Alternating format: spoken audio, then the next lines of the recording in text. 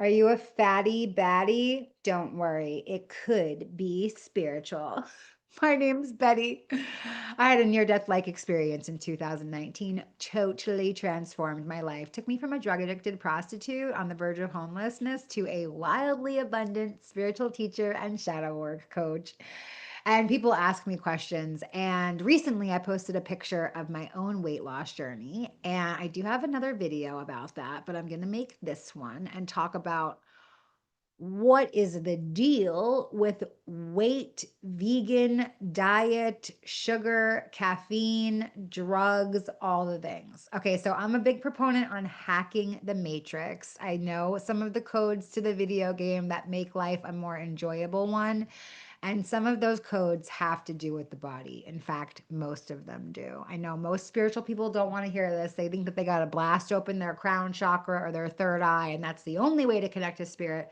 But actually, life is a three-legged stool, and those three legs are body, mind, and spirit. And in my awareness, I believe that my body is the vessel that houses my spirit and my mind.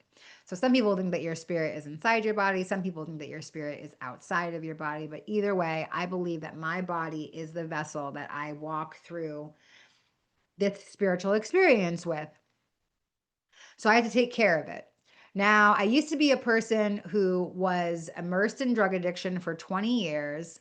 I've had a lifelong relationship with eating disorders, sugar addiction, anything that I can use to medicate and sedate myself. So whether that's food, technology, whatever, anything in between, sex, codependency, limerence, all of the addictions, I want to distract.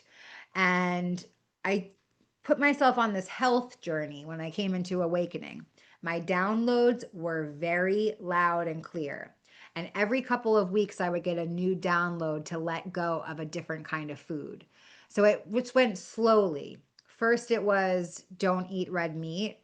Then it was don't eat pork. They said all the spiritual texts say not to eat pork. So I stopped eating pork. Then I let go of chicken. Then I let go of dairy. Then they told me I had to let go of gluten. Oh my God. I was like, are you serious? I literally live off of muffins. I can't believe that you're making me let go of this. I let go of eggs. I let go of fish. And it was a slow and steady process. But then, so I was a gluten-free vegan. But I had really bad eating disorders. I was binging and purging all of the time, and it was very expensive to binge and purge vegan gluten-free food, by the way. And I decided that I had to get my eating disorders under control. That was really challenging. I had to really pray a lot, and I didn't think that I could be healed from them. But my mentor told me that I didn't have to believe that they could be healed. I only had to believe that she believed that they could be healed, and that really helped me.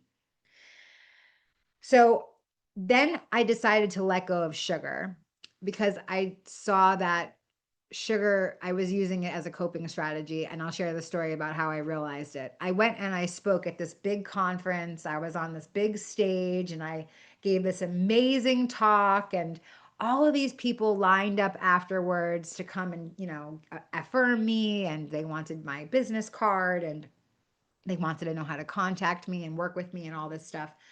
And all I could think of while this line was forming is fuck.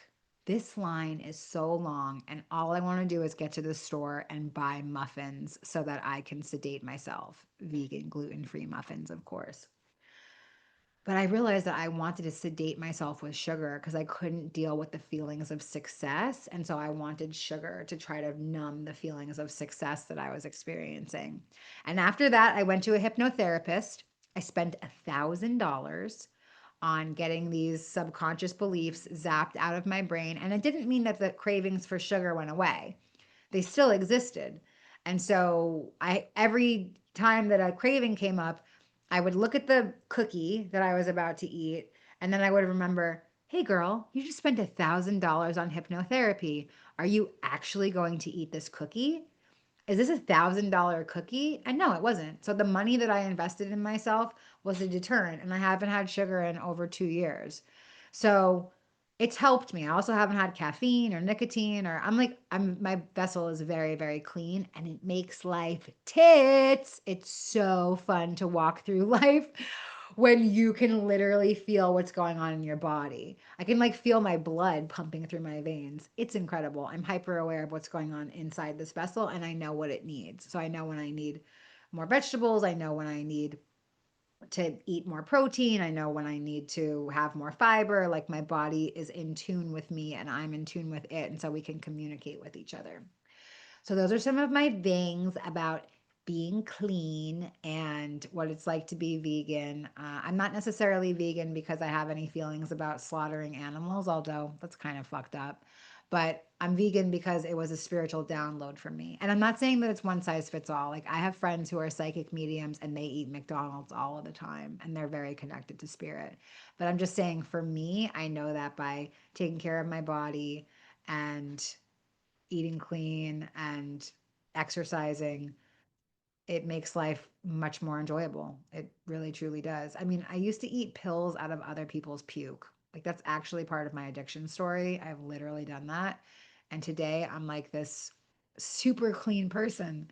It's wild, really wild. Transformation is possible. If I can do it, you can do it. It just takes consistency and discipline and structure and letting go of your own willpower.